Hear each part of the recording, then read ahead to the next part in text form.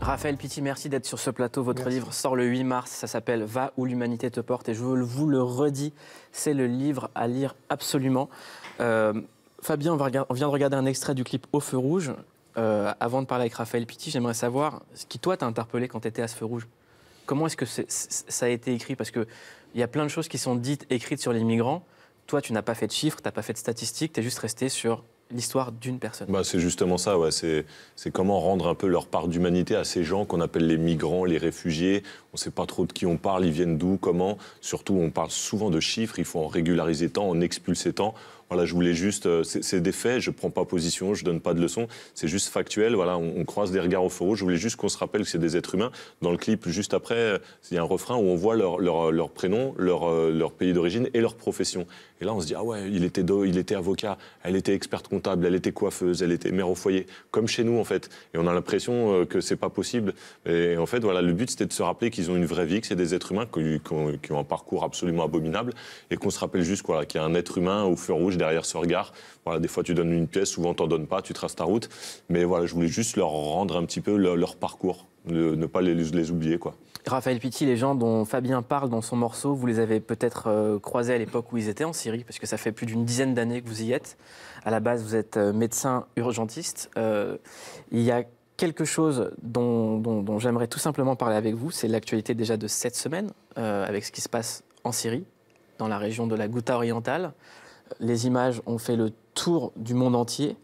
On parle d'exactions, on parle de crimes contre l'humanité, on parle d'armes chimiques. Est-ce qu'on peut faire quelque chose? Parce que vous y êtes allé, vous avez vu.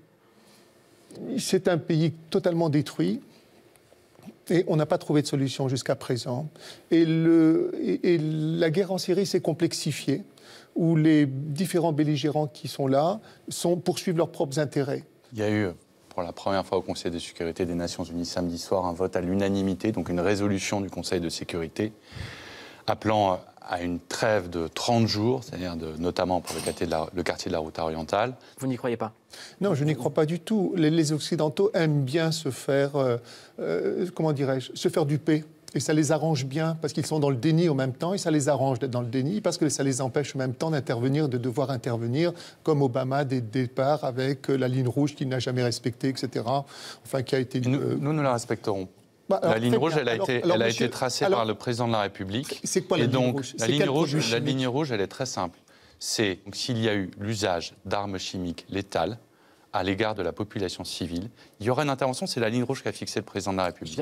Alors, on peut laisser mourir, non. Mais bien sûr, on peut laisser assassiner ce peuple, on peut tuer les femmes, on peut violer. Je comprends votre colère, mais si vous pouvez ne pas... Bon sang, mais ça fait 7 ans que ça dure. Ça fait 7 ans que cette population subit ce qu'elle subit. Vous ne pouvez pas rester comme ça, assis, en disant nous devons respecter le droit, dès lors que ces gens sont... Il y a une obligation d'assistance humanitaire. Il y a une obligation d'assistance humanitaire. Vous ne pouvez pas continuer à dire que nous devons respecter le droit international alors même que les zones ne le respectent pas. En tout cas, moi, j'aimerais vous dire juste une chose.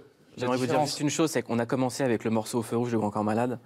Et je voulais juste qu'on comprenne vraiment que ces gens qu'on croise au feu rouge, ils viennent de quelque part, qui viennent d'endroits où la situation est très compliquée. Bien sûr. Qu'au moment où on parle d'une loi asile-immigration au caractère coercitif exceptionnel, où on parle de coups de pouce à l'immigration choisie, de sans-papiers visés, de gens qui sont renvoyés avant d'avoir fait valoir leur droit au recours, ces gens-là, ils viennent de quelque part.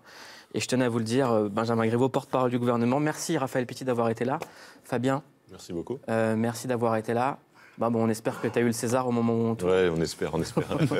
On embrasse Patrick Balkany si on le voit. Ouais, mon ami Patrick, si tu nous entends. Un mot sur ce que tu viens d'entendre?